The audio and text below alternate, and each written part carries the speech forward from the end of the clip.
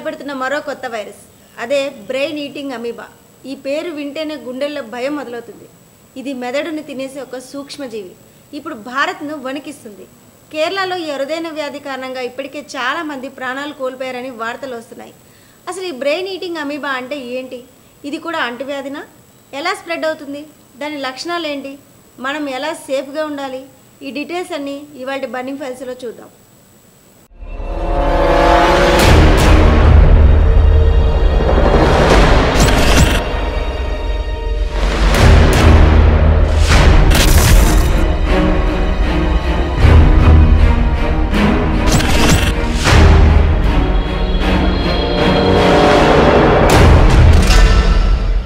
కళ్ళ ముందు ఉన్న కనిపించిన ఒక ఇన్విజిబుల్ ఎనిమీ, అది మన చుట్టూనే మనం సేఫ్ అనుకునే నీటిలోనే దాగి ఉంది. ఈ సూక్ష్మజీవి పేరు నైగ్లేరియా ఫౌలేరి. కానీ దీన్ని ప్రపంచం మొత్తం పిలిచే పేరు మాత్రం మెదడుని తినే అమీబా.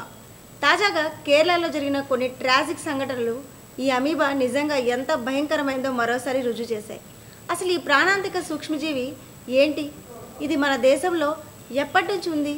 ఈ షాకింగ్ వివరాలన్నీ ఇప్పుడు తెలుసుకుందాం.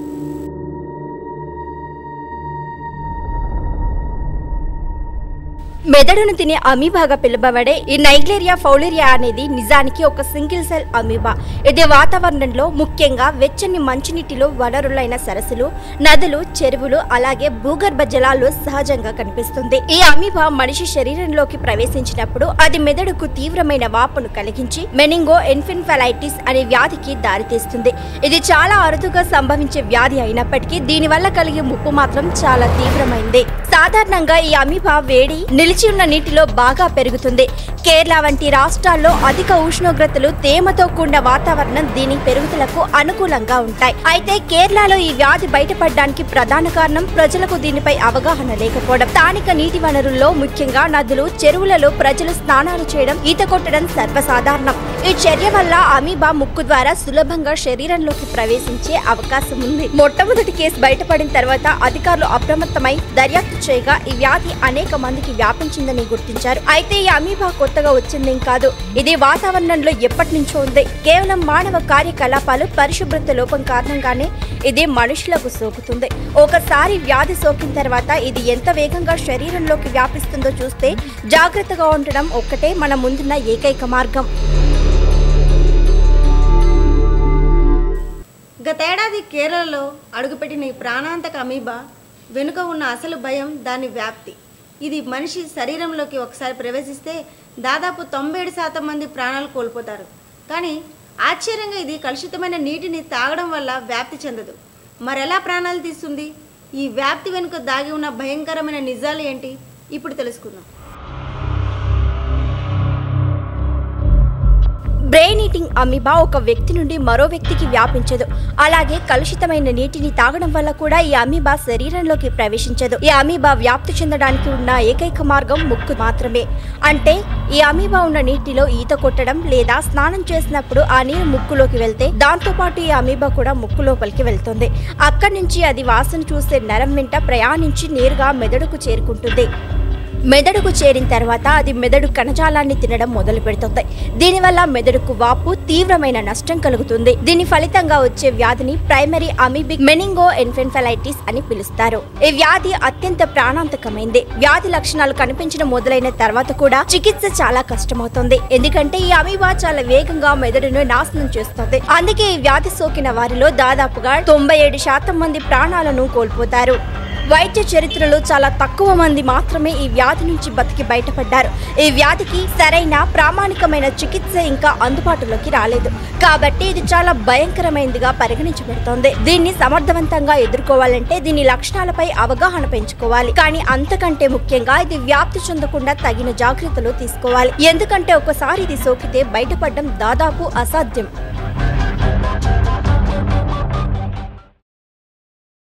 Regarding two deaths recently, that is one death is a female, day before yesterday on Saturday night. That lady, she's came from Malappuram district. She was admitted on August 4th. She had having a lot of comorbid condition like coronary artery disease, rheumatic heart disease, and on admission she's having renal failure also. The amoebic meningoencephalitis, there are different species. The most dangerous is the Naegleria. This people are calling this the brain-eating amoeba, and others are like worm amoeba, ecanthamoeba, and Balamudia. So various types are there, but most dangerous is the, as I mentioned, this Naegleria. In both cases, it is PCR, both from I think PGH Chandigarh, the report came as Naegleria. And ఈ భయంకరమైన వ్యాధి లక్షణాలు కనిపించినప్పుడు ఎవరికైనా సరే ఆందోళన మరింత పెరుగుతుంది. ఎందుకంటే దీనికి సరైన ట్రీట్మెంట్ లేకపోవడమే. ఇది మన భయాన్ని మరింత పెంచుతుంది. కానీ ఈ వ్యాధిని మనం రాకుండా ఆపగల ఒక పవర్ఫుల్ మార్గం ఉంది. ఏ సిమ్టమ్స్ కనిపిస్తే వెంటనే డాక్టర్ని కలవాలి, ఎలాంటి ట్రీట్మెంట్ తీసుకోవాలి, మరి ముఖ్యంగా ఈ వ్యాధి రాకుండా ఎలాంటి జాగ్రత్తలు వహించాలి, ఈ విషయాలన్నీ మనం తప్పకుండా తెలుసుకోవాలి.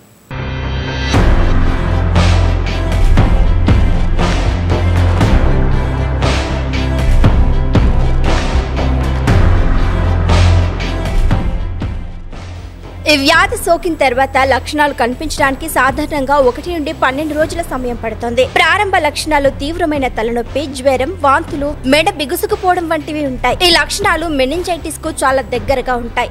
అయితే వ్యాధి ముదిరిన తర్వాత గందరగోళం, మూర్ఛలు, సమన్వయం కోల్పోవడం, దృష్టి మసకబారటం, భ్రాంతులు వంటి లక్షణాలు కనిపిస్తాయి. ఈ వ్యాధి సోకిన తర్వాత లక్షణాలు చాలా వేగంగా ముదిరి 1 లేదా 2 వారాల్లోనే మరణానికి దారితీస్తాయి.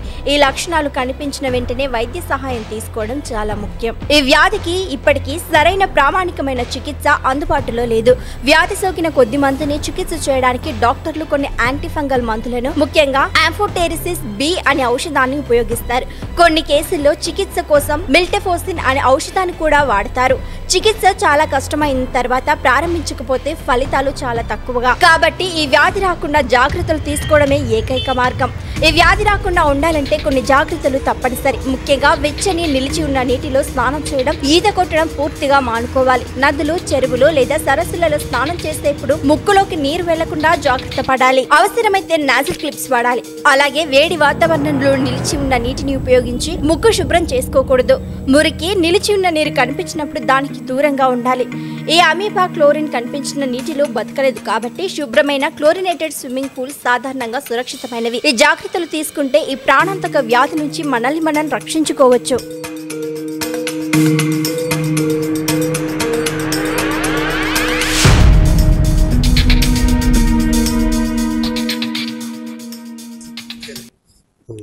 Probably some climate and all the studies has to be needed, but the important thing, we are examining the benefit of doubt. We are doing routinely, previously it is not the routine. It is, we are doing the LP virology as well as bacteriology screening. Now it is we are doing this the amoeba also. It is more common in stagnant water, but it can occur in any well. So the government, according to the last week, under the chairmanship of our honorable chief minister, chaired a meeting, and the the health minister as well as our Rajesh minister also there, and they have formulated some guidelines, that is a chlorination. So this chlorination to all this water bodies is important, as well as at the district level, the DMO and other team, they'll be looking after the periphery also to the preventive aspects, and our community medicine also actively involved in the prevention. So we are checking these from last 1.5 years. So that is why it is more, and the standard protocol as per international level we are giving, and our close monitoring also, so that we can reduce the mortality to some extent. మొత్తానికి brain eating amoeba అనేది ఒక అలసత్వం వల్ల ప్రాణాలకు ముప్పు తెచ్చే ఒక భయంకరమైన సూక్ష్మజీవి. నిలిచి ఉన్న నీటికి, ముఖ్యంగా వర్షాలు వచ్చినప్పుడు నిలిచి ఉండే నీటికి ఎంత దూరంగా ఉంటే అంత మంచిది. ఇది ఒక అరుదైన వ్యాధి అయినప్పటికీ దీనివల్ల కలిగే ముప్పు మాత్రం చాలా తీవ్రమైంది. మీరు ఈ సమాచారాన్ని మీ ఫ్రెండ్స్, ఫ్యామిలీతో షేర్ చేసుకుని వారికి కూడా అవేర్నెస్ కల్పించండి. ఈ వీడియో మీకు నచ్చితే లైక్ చేయండి, మీ అభిప్రాయాలను కామెంట్ చేయండి. మరిన్ని ఇంట్రెస్టింగ్ అప్డేట్స్ కోసం మా ఛానల్ని సబ్స్క్రైబ్ చేసుకోండి.